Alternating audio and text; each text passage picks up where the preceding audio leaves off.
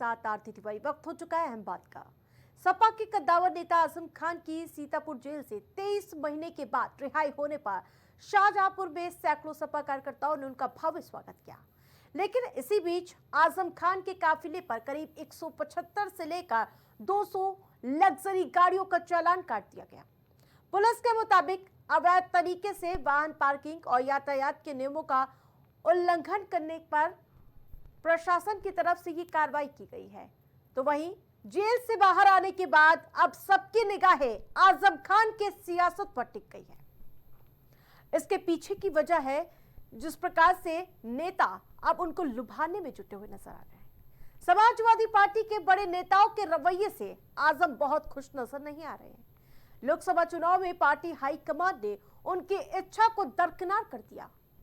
यहां तक कि जेल में भी उनसे मिलने कोई भी समाजवादी पार्टी का बड़ा नेता नहीं पहुंचा, जिसके बाद ऐसा लग रहा है कि जेल से आजाद हुए आजम का मोह समाजवादी पार्टी से भंग हो रहा है। हालांकि जब आजम खान जेल से बाहर निकले तो अखिलेश यादव से जुड़े सवालों पर चुप्पी साधे बैठे नजर आए और बीएसपी ज्वाइन करने के अटकलों पर सस्पेंस बरकरार कर दिया। लेकिन अब आपको बयान सुनाते हैं आजम खान का। मालिक तो है, लेकिन जमीन पर इन चीजों को ये मुकद्दर को संभालने वाले लोग थक जाएंगे। जनाजा जाएगा और इसीलिए आप जब लोग मिलने आते थे तो हम कहते थे कि जिंदा आएंगे तो गाजी होंगे और जनाजा जाएगा तो शहीद कहलाएंगे। जिंदा आ गए हैं तुम्हारे बीच, गाजी हैं, जिंदा आ गए हैं। हम आपके सामने जिंदा खड़े हैं, ये मौजज़ा सा है। बेशक हमें जहाँ रखा गया था वहाँ अंग्रेजों के जमाने में उन कोठरियों में उन लोगों को रखा जाता था जिन्हें अगले 2 दिन बाद फांसी दी जाए। वहीं सपा हाईकमान को आजम खान पर पूरा भरोसा है कि सपा में कुछ भी हो जाए, आजम खान यहां से कहीं भी भटकने वाले नहीं है। यही वजह है अखिलेश यादव ने इस पर प्रतिक्रिया दी है। वो प्रतिक्रिया क्या है आपको सुनाते हैं। अब यहाँ एक पुरानी जगह पहुंचे, वहीं पर उन्हें भी आज ही न्याय मिला है और हमें उम्मीद है कि आने वाले समय में उनके सभी मुकदमे खत्म होंगे और समाजवादी सरकार बनने पर जिस तरीके से मुख्यमंत्री जी ने अपने मुकदमे वापस लिए हैं, उन्होंने न केवल अपने मुकदमे वापस लिए हैं बल्कि डिप्टी सीएम के भी मुकदमे वापस लिए हैं, तमाम भाजपाई नेताओं के मुकदमे वापस लिए हैं। समाजवादी सरकार बनने पर जितने भी झूठे मुकदमे लगे हैं आदरणीय मोहम्मद आजम खान साहब पर, वो सब वापस लेने का काम सरकार में होगा। आजम खान को गलत झूठे केसों में सरकार ने फंसाया, लेकिन कोर्ट ने उन्हें जमानत और केसों में राहत दी है। इसके लिए हम कोर्ट का स्वागत करते हैं, सुप्रीम कोर्ट का स्वागत करते हैं, हाई कोर्ट का स्वागत करते हैं और उनको पूरा झूठे केसों में सैकड़ों केस लगाए थे। निश्चित देखिए, वैसे तो समाजवादी पार्टी पूरी उनकी मदद कर रही है और करेगी।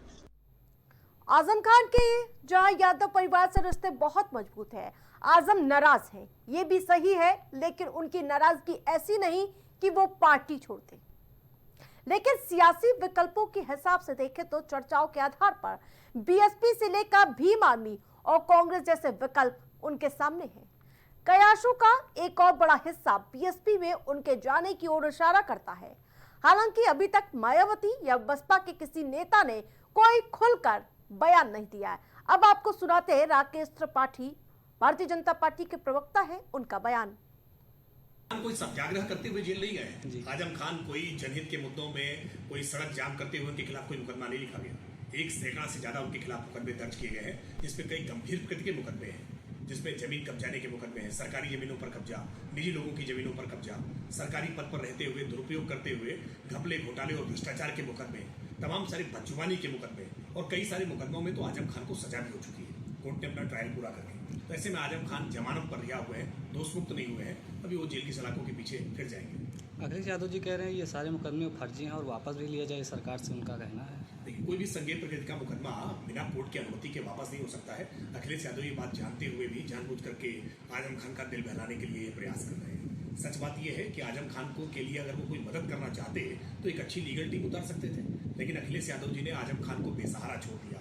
सच बात यह है कि अखिलेश यादव जी मन ही मन प्रसन्न है इस बात से, क्योंकि जब अखिलेश यादव मुख्यमंत्री थे तो आजम खान उनको कभी मुख्यमंत्री मानते नहीं थे, वो पैरेलल साम्राज्य चलाया करते थे। तो अखिलेश जी तो मन ही मन इस बात से प्रसन्न है। मैं न्यायालय का धन्यवाद देना चाहता हूँ कि जो भी बीजेपी ने फर्जी मुकदमे लगाए थे उन पे न्यायपालिका ने उनको बेल देने का काम किया।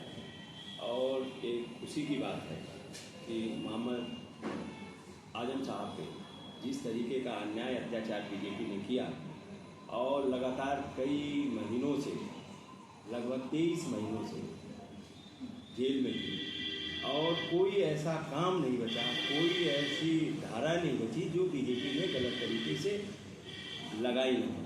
बाकायदा उसके लिए एक काउंटर खोल रखा गया, बाकायदा उसके लिए अधिकारी अपॉइंट किए गए, बाकायदा उनके वो वहाँ बने रहें उसके लिए एक्सटेंशन पे एक्सटेंशन दिया गया, अवार्ड दिए गए कि आजम साहब को किसी भी तरीके से।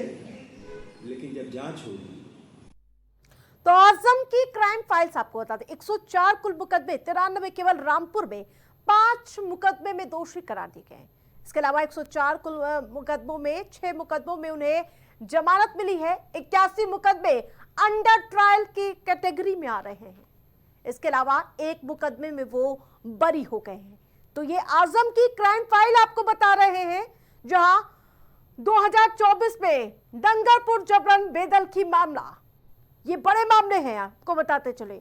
2023 फर्जी जन्म प्रमाण पत्र मामला, 7 साल की उनको सजा मिलती है। 2022 नफरती भाषण का मामला, उनकी विधायकी चली जाती है। 2020 मशीन चोरी के मामले, ये बड़े मामले आपको बताते चले, आजम खान पर ठोके गए थे। 2008 सड़क अवरोध, सार्वजनिक संपत्ति क्षति का मामला, ये 5 बड़े मामले हैं जिनमें उन्हें जहां कोर्ट कचहरी का सामना करना पड़ा। आजम खान ने जेल से निकलने के बाद कोई सार्वजनिक बयान नहीं दिया, लेकिन वो चुपचाप हालत को परखने में जुटे हुए हैं। 23 महीने की कैद के बाद आजम खान की अगली चाल न केवल रामपुर बल्कि समूचे उत्तर प्रदेश की राजनीति का तापमान बढ़ा देगी, क्योंकि आजम खान उत्तर प्रदेश में मुस्लिम सियासत का सबसे बड़ा चेहरा माना जाता है। उनका वर्चस्व पश्चिमी यूपी के रामपुर और मुरादाबाद जैसे जिलों में लगातार बरकरार है। हालांकि हालात अब और हैं।